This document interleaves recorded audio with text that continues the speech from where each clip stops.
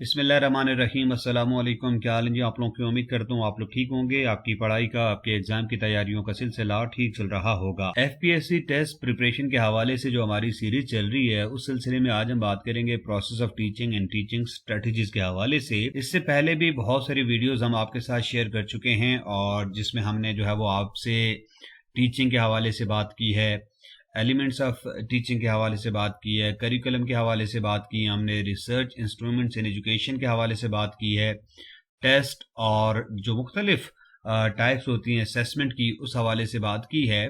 तो आज भी हम प्रोसेस ऑफ टीचिंग को डिस्कस करेंगे और टीचिंग जो स्ट्रेटजीज इंपॉर्टेंट वो आपके साथ शेयर करेंगे। उम्मीद करते हैं कि ये लेक्चर भी आपके लिए फ़ायदेमंद साबित होगा। तो टीचिंग क्या है जी? टीचिंग एक सिस्टमैटिक और पर्पसफुल प्रोसेस है जिसका मकसद क्या होता है जी? लर्निंग को फैसिलिटेट करना। और इसके अंदर जो है वो स्टूडेंट, टीचर और कंटेंट के दरमियान इंटरेक्शन होता है। टीचर क्लास में जाके स्टूडेंट्स को कंटेंट डिलीवर करता है। टीचिंग का मकसद सिर्फ ये नहीं होता कि वो इंफॉर्मेशन को डिलीवर करे, बल्कि जो डिजायरेबल चेंज होती है लर्नर के बिहेवियर में, नॉलेज, स्किल और एटीट्यूड में, ये लानी जरूरी होती है। आप इंफॉर्मेशन सिर्फ आपने मुंतकिल नहीं करनी, बल्कि आपने बच्चों के अंदर एक फिक्री जो इनकलाब है वो बर्पा करना होता है। बच्चों के एटीट्यूड में तब्दीली लानी है, बच्चों के ऑलरेडी जो स्किल्स हैं उनका बिहेवियर जो है इसको चेंज करना जो है वो टीचिंग का बुनियादी मकसद होता है। टीचिंग का मतलब क्या है जी? मीनिंग ऑफ टीचिंग की बात करेंगे तो teaching is a planned activity in which the teacher guide learning. कि टीचिंग एक प्लान्ड एक्टिविटी है जिसमें टीचर लर्निंग को गाइड करता है। क्रिएट अ सपोर्टिव इन्वायरमेंट, एक सपोर्टिव इन्वायरमेंट क्रिएट करता है। एप्रोप्रिएट स्ट्रेटजीज को इस्तेमाल करते हुए जो ऑब्जेक्टिव्स होते हैं टीचिंग के, उनको अचीव करता है। और मॉडर्न जो एजुकेशन है वो है जी, टीचिंग को हम क्या कहेंगे? Facilitating the learning. Learning process को फैसिलिटेट करने के नाम को हम जो है वो टीचिंग कहते हैं। यानी कि teaching is equal to facilitating learning. और इसी तरह से आगे बढ़ते हैं और प्रोसेस ऑफ टीचिंग की बात कर लेते हैं कि प्रोसेस ऑफ टीचिंग में क्या क्या चीजें इन्वॉल्व हैं। तो जो टीचिंग प्रोसेस है उसको हम 3 मेजर स्टेजेस में डिवाइड करते हैं। एक है हमारे पास प्री एक्टिव फेज, जो प्लानिंग स्टेज होती है। और इस स्टेज में क्या होता है जी? टीचर जो है वो क्लासरूम में जाने से पहले जो चीजें प्लान करता है उनको हम प्री एक्टिव फेज कहते हैं। और इसमें कौन कौन सी एक्टिविटीज हैं जी? इसमें लर्निंग ऑब्जेक्टिव्स को जो है वो सेट करना, कंटेंट को एनालाइज करना, और स्टूडेंट्स की जो नीड होती हैं उनको अंडरस्टैंड करना, और जो प्रॉपर जो एप्रोप्रिएट टीचिंग मेथड्स होते हैं उनको सेलेक्ट करना, और लेसन प्लान को प्रिपेयर करके जो टीचिंग एड्स होती हैं उनको प्रिपेयर करना। ये सारी जो है वो प्री एक्टिव फेज है या प्लानिंग स्टेज है। और इसमें अगर हम एग्जाम्पल की बात करें तो कोई लेसन प्लान जो है जिसको हम राइट करते हैं, तो ये हमारा प्री एक्टिव फेज होता है जिसमें हम पहले से लेसन प्लान तैयार करते हैं। ठीक है जी, क्लासरूम में जाने से पहले। तो ये प्री एक्टिव फेज हो गया, हमारा प्लानिंग जो है वो स्टेज हो गया। और इसकी इंपॉर्टेंस क्या है जी? ये हमारी जो टीचिंग होती है उसको ऑर्गेनाइज्ड और इफेक्टिव बनाता है। अगर हम पहले से प्लान नहीं करके जाते, पहले से हमने लेसन प्लानिंग नहीं की होती, तो फिर क्लास में जाके हमें ये आइडिया नहीं होता कि कौन सा हमने टॉपिक पढ़ाना है, किस तरीके से पढ़ाना है, इसके लिए हमें किन चीज़ों की ज़रूरत होती है। तो ये फिर हमारा जो है वो एक एफिशिएंट मैनर में हम सारी चीज़ें लेके चल रहे होते हैं, तो फिर हमारी जो टीचिंग है वो इफेक्टिव नहीं होती और जो डिजायर्ड आउटकम्स होते हैं वो अचीव नहीं कर पाते। तो अगर हम प्लानिंग स्टेज को प्रॉपर जो है वो मैनेज करके जाते हैं, या ये जो एक्टिविटीज होती हैं हमारी प्री एक्टिव फेज की, इनसे गो थ्रू होके जाते हैं, तो फिर हमारी जो टीचिंग होती है वो ऑर्गेनाइज्ड और इफेक्टिव होती है, और जो डिजायर्ड आउटकम्स होते हैं वो हम अचीव कर लेते हैं। उसके बाद हमारा दूसरा जो स्टेज है वो है जी इंटरेक्टिव फेज या इम्प्लीमेंटेशन स्टेज। पहला हो गया जी क्लास में जाने से पहले की चीजें। अब दौरान क्लास, ठीक है, दौरान क्लास जाके आप क्या करते हैं? तो ये basically actual classroom teaching phase होता है जिसमें आप जाके जो लेक्चर होता है वो डिलीवर कर रहे होते हैं। तो इसके अंदर आपने जो है वो अपना कंटेंट जो होता है उसको प्रेजेंट करना होता है, बच्चों से जो है वो सवाल करने होते हैं। ठीक है जी, कॉन्सेप्ट्स आपने जो है वो एक्सप्लेन करने होते हैं, स्टूडेंट्स की पार्टिसिपेशन को इनकरेज करना होता है, क्लासरूम को मैनेज करना होता है। और इसमें जो मेन फोकस होता है वो टीचर स्टूडेंट इंटरेक्शन पर होता है, स्टूडेंट की एंगेजमेंट पर होता है, इसमें एक्टिव लर्निंग होती है। तो मेथड जो क्लासरूम में हम यूज कर सकते हैं वो डिफरेंट हो सकते हैं, डिस्कशन हो सकती है, डिमॉन्स्ट्रेशन हो सकती है, क्वेश्चन आंसर हो सकता है। तो इस तरीके से हम डिफरेंट मेथड्स को यूज करके अपनी जो क्लास होती है उसको मैनेज कर सकते हैं और क्लास में जो कंटेंट होता है उसको हम प्रेजेंट कर सकते हैं। उसके बाद क्या होता है जी, पोस्ट एक्टिव फेज। पहला फेज आपका प्री एक्टिव फेज, फिर एक्चुअल जो एक्टिव फेज होता है, और फिर जो पोस्ट एक्टिव फेज होता है, पहला क्लास में जाने से पहले, फिर क्लास के दौरान, और फिर तीसरा जो फेज हमारा वो क्लास के बाद है। और ये टीचिंग के बाद वाला स्टेज है। और इसमें की एक्टिविटीज क्या है जी, लर्निंग आउटकम होते हैं, उनको हम असेस करते हैं, फीडबैक देते हैं, और टीचिंग जो इफेक्टिवनेस होती है उस पर हम बातचीत करते हैं या उस पर गौर व फिक्र करते हैं और इम्प्रूवमेंट लेके आते हैं कि हमने जो चीजें पढ़ाई हैं या जो हमने क्लास ली है, how we can improve all these activities. तो इसमें जो टूल्स होती हैं वो टेस्ट हैं, असाइनमेंट्स हैं, ऑब्जर्वेशंस हैं। On the basis of test, assignment और ऑब्जर्वेशन हम जो है वो अपने टीचिंग प्रोसेस को क्या करते हैं, इंप्रूव। अब हमारे पास जो टीचिंग प्रोसेस साइकिल है वो क्या है जी, सबसे पहला फेज है प्लानिंग का, फिर उसके बाद टीचिंग का, फिर एवेल्युएशन का, फिर फीडबैक का, फिर इंप्रूवमेंट का। हम पहले प्लान करते हैं, फिर हम जाके क्लास में पढ़ाते हैं, फिर हम उसको एवेल्युएट करते हैं, फिर हम फीडबैक देते हैं और फीडबैक की बेस पर हम इंप्रूवमेंट लेके आते हैं कि क्या हमने जो मेथड या जो स्ट्रेटजी अपनाई है वो इफेक्टिव है या नहीं है, वो जो डिजायर्ड आउटकम्स हैं, जो डिजायर्ड रिजल्ट्स हैं वो हम अचीव कर रहे हैं या नहीं कर रहे। और फीडबैक की बेस पर, एवेल्युएशन की बेस पर फिर हम जो है वो उसके अंदर चेंजेस लेके आ रहे होते हैं, मॉडिफिकेशन लेके आ रहे होते हैं। अब टीचिंग के ऑब्जेक्टिव्स क्या होते हैं? टीचिंग के जो ऑब्जेक्टिव्स हैं वो ये हैं कि हमने बच्चों के अंदर जो है वो नॉलेज और अंडरस्टैंडिंग को डेवलप करना है, हमने जो है वो स्किल और कॉम्पिटेंसी जो है वो उनके अंदर लेके आनी होती है जी, और फिर उसके बाद उनके एटीट्यूड और वैल्यूज को शेप करना होता है, बच्चों के अंदर क्रिटिकल थिंकिंग को डेवलप करना होता है, और इंडिपेंडेंट लर्निंग को जो है वो हमने उनके अंदर प्रोमोट करना होता है। तो ये हमारी जो है वो टीचिंग के ऑब्जेक्टिव्स होते हैं कि हम बच्चों के अंदर नॉलेज और अंडरस्टैंडिंग को डेवलप कर लें, हम स्किल्स और कॉम्पिटेंसी को डेवलप करें, हम उनके एटीट्यूड और वैल्यूज को जो है वो शेप कर दें, और इंडिपेंडेंट लर्निंग को हम प्रोमोट करें। तो ये टीचिंग के ऑब्जेक्टिव्स होते हैं। अब जो टीचिंग स्ट्रेटजीज की हम बात करते हैं, टीचिंग प्रोसेस तो हो गया, तो टीचिंग स्ट्रेटजीज क्या होती हैं? टीचिंग स्ट्रेटजीज जो होती हैं वो प्लान, मेथड या टेक्निक्स हैं जिनको टीचर इस्तेमाल करता है और लर्निंग ऑब्जेक्टिव्स को अचीव करने के लिए।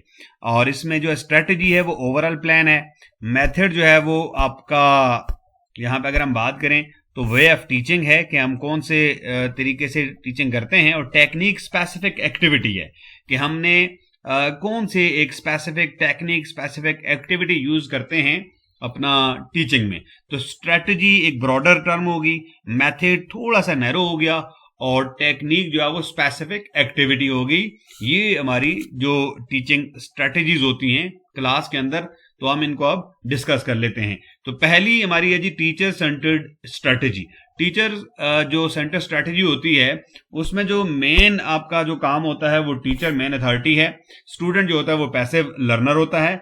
और इसमें एग्जांपल आपके पास लेक्चर मेथड है, ड्रिल मेथड है, ठीक है जी। और इसका फायदा क्या है और इसका डिसएडवांटेज क्या है ये हम डिस्कस कर लेते हैं। फायदा इसका ये है कि इसमें टाइम सेविंग है, और टाइम इसमें ये होता है कि लार्ज क्लासेस के लिए यूजफुल होता है। डिसएडवांटेज ये है कि स्टूडेंट पार्टिसिपेशन कम होती है और क्रिटिकल थिंकिंग जो होती है वो लिमिटेड होती है टीचर सेंटर्ड अप्रोच के अंदर। नेक्स्ट हमारे पास है स्टूडेंट सेंटर्ड स्ट्रेटेजी।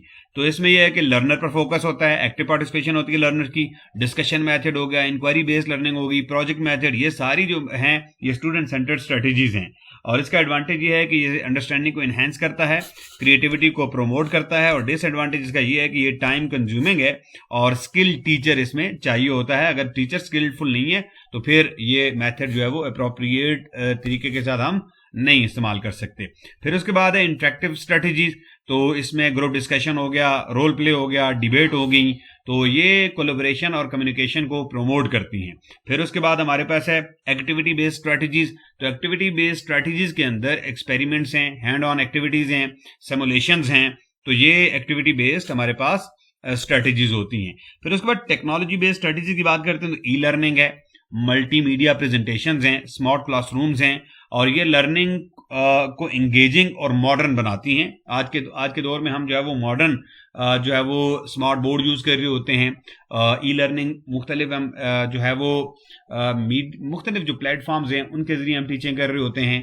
तो इस तरीके से हमारी जो लर्निंग होती है वो इंगेजिंग और मॉडर्न होती है, और ज़्यादा बेहतर तौर पर हम जो है वो बच्चों को सिखा भी सकते हैं और बच्चे ज़्यादा बेहतर तरीके से सीख भी सकते हैं। अब मुख्तलिफ जो टीचिंग मेथड्स हैं उनकी हम बात कर लेते हैं। तो पहले भी ये बात हमने की, अब दोबारा रिपीट हो रहा है जी। तो लेक्चर मेथड है। लेक्चर मेथड जो है वो टीचर इसमें कॉन्सेप्ट्स को एक्सप्लेन करता है।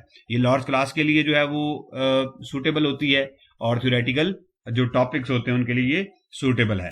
और इसके बाद हमारे पास नेक्स्ट जो है वो हमारे पास आता है जी कौन सा, नेक्स्ट हमारे पास डिस्कशन मेथड है जी। इसमें आइडियाज जो होते हैं वो टीचर और स्टूडेंट के दरमियान जो है वो एक्सचेंज ऑफ आइडिया होता है और डिस्कस कर रहे होते हैं टीचर, और इसका मकसद जो होता है वो क्रिटिकल थिंकिंग को डेवलप करना होता है, और कम्युनिकेशन स्किल्स भी इससे बेहतर होती हैं।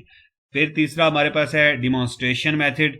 तो इसमें कोई भी चीज़ कैसे काम करती है, जैसे हम जो है वो साइंस के प्रैक्टिकल्स में हम बात कर रहे होते हैं, तो वहाँ पर डिमॉन्स्ट्रेशन मेथड यूज होता है। फिर प्रोजेक्ट मेथड है। तो स्टूडेंट रियल लाइफ टास्क को कंप्लीट करते हैं, प्रॉब्लम सॉल्विंग, क्रिएटिविटी, इन चीज़ों को ये मेथड जो है वो प्रमोट करता है। फिर हमारे पास है प्रॉब्लम सॉल्विंग मेथड।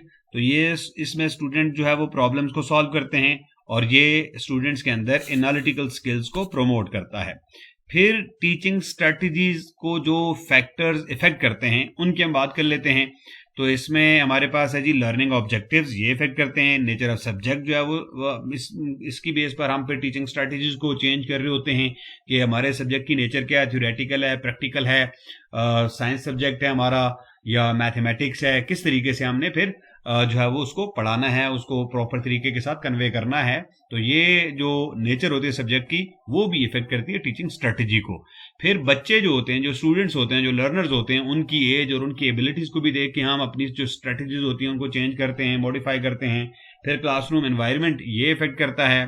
फिर अवेलेबिलिटी ऑफ रिसोर्सेज, इनकी बेस पर हम टीचिंग स्ट्रेटजी को अपनाते हैं।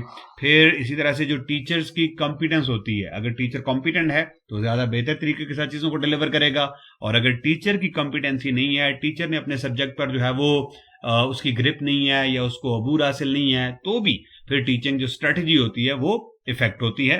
तो ये कुछ चीज़ें हैं, ये कुछ फैक्टर्स हैं जो टीचिंग स्ट्रेटजीज को इफेक्ट करते हैं। तो रोल क्या है जी टीचिंग प्रोसेस में टीचर का? तो टीचर का जो रोल है वो प्लानर का है। टीचर प्लान करता है ओवरऑल एक्टिविटीज को, फैसिलिटेट करता है, बच्चों को मोटिवेट करता है, उनकी परफॉर्मेंस को एवेल्युएट करता है, और फिर उनको गाइड करता है। जो मॉडर्न रोल है आज के दौर में, guide on the side instead of says on the stage. तो ऑन साइड आप बच्चों को क्या करना होता है जी? गाइड करना होता है। टीचर का काम क्या है जी? फैसिलिटेट करना है, मोटिवेट करना है, इंकरेज करना है बच्चों को। फिर उसके बाद इफेक्टिव टीचिंग की अगर हम कैरेक्टरिस्टिक की बात करते हैं तो ऑब्जेक्टिव्स क्लियर होने चाहिए, कंटेंट वेल ऑर्गेनाइज्ड होना चाहिए, स्टूडेंट की एंगेजमेंट होनी चाहिए, अप्रोप्रिएट मेथड यूज होना चाहिए, कंटिन्यूसली असेसमेंट होना चाहिए, और फीडबैक फॉर इम्प्रूवमेंट ये भी बहुत जरूरी है। तो ये कुछ कैरेक्टरिस्टिक हो गए इफेक्टिव टीचिंग के। तो आज के दौर में जो चैलेंजेस हैं टीचिंग के उनकी बात कर लेते हैं। तो लार्ज क्लास साइज है, बिल्कुल गवर्नमेंट साइड की अगर हम बात करें तो ज़ाहिर कॉलेजेस कम है, स्कूल्स कम है, बहुत ज़्यादा बच्चे होते हैं। जो आइडियल क्लास है 30 बच्चों की, 40 बच्चों की, तो नॉर्मली ये होता है कि गवर्नमेंट की जो कॉलेजेस या स्कूल्स होते हैं वहाँ पे 50, 60, 70, इवन 100 बच्चा भी क्लास में बैठा होता है। तो ये जो लार्ज क्लास साइज होता है ये भी एक बड़ा प्रॉब्लम होता है, क्लास को मैनेज करना, डिसिप्लिन को बरकरार रखना, और प्रॉपर तरीके से फिर उनको लेक्चर डिलीवर करना, उनको कॉन्सेप्ट कन्वे करना। और फिर ये भी मसला होता है वहाँ पे कि आप इंडिविजुअल जो होती है तवज्जो वो नहीं दे पाते, और बच्चों के साथ जो हर एक के साथ जो है इंटरेक्शन भी पॉसिबल नहीं होता, क्योंकि टाइम कम होता है, रिसोर्सेज कम होते हैं, और ये कुछ चीज़ें फिर वहाँ पे इफेक्ट कर रही होती हैं टीचिंग को। तो फिर इसी तरह से लैक ऑफ रिसोर्सेज, प्रैक्टिकल जो सब्जेक्ट्स होते हैं डिमॉन्स्ट्रेशन के, उनको हम प्रॉपर तरीके के साथ रिसोर्सेज ना होने की वजह से मुकम्मल नहीं करवा सकते। फिर डाइवर्स लर्नर, अब एक ही क्लास में मुख्तलिफ बैकग्राउंड के बच्चे होते हैं, मुख्तलिफ जो उनके कॉन्सेप्ट्स होते हैं, तो उनको भी फिर एक ही साथ लेके चलना ये भी थोड़ा मुश्किल होता है। तो ये मसला भी है। फिर टाइम कंस्टेंट भी होता है कि with in short span of time हमने जो है वो कोर्स को ख़त्म करना होता है। तो टीचिंग के लिए भी एक प्रॉब्लम होती है। फिर मेथड्स जो हम यूज कर रहे होते हैं क्लास में वो आउटडेटेड होते हैं, टीचर्स की प्रॉपर ट्रेनिंग नहीं होती, जो नए कॉन्सेप्ट्स हैं, जो नई चीजें हैं, उनको पढ़ाने का जो तरीकाकार होता है वो पता नहीं होता, जिसकी वजह से मसाइल होते हैं। मॉडर्न जो ट्रेंड्स हैं टीचिंग के वो क्या हैं जी, तो उसमें सबसे पहली चीज है स्टूडेंट सेंटर्ड लर्निंग, और फिर उसके बाद ब्लेंडेड लर्निंग है। ब्लेंडेड लर्निंग का मतलब है ऑनलाइन प्लस ऑफलाइन दोनों को मिक्स करके हमने लेके चलना होता है चीजें। फिर कॉम्पिटेंसी बेस्ड एजुकेशन, बच्चों की कॉम्पिटेंसी के मुताबिक हमने उनको जो है वो एजुकेशन देनी होती है। इंक्लूसिव एजुकेशन है, और एआई और डिजिटल टूल्स को इस्तेमाल करना, ये मॉडर्न ट्रेंड्स हैं एजुकेशन के अंदर।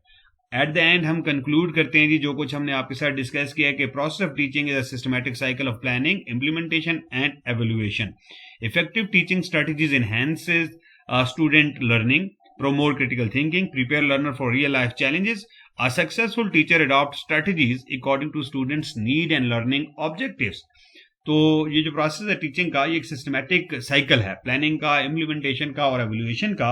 और इफेक्टिव टीचिंग जो होती है वो क्या करती है, स्टूडेंट्स की लर्निंग को एनहेंस करती है, क्रिटिकल थिंकिंग उनके अंदर प्रमोट करती है, और लर्नर्स को रियल लाइफ चैलेंजेस के लिए तैयार करती है। और एक कामयाब टीचर वो है जो ऐसी स्ट्रेटजीज को अपनाता है जो स्टूडेंट्स की नीड और लर्निंग ऑब्जेक्टिव के मुताबिक हों।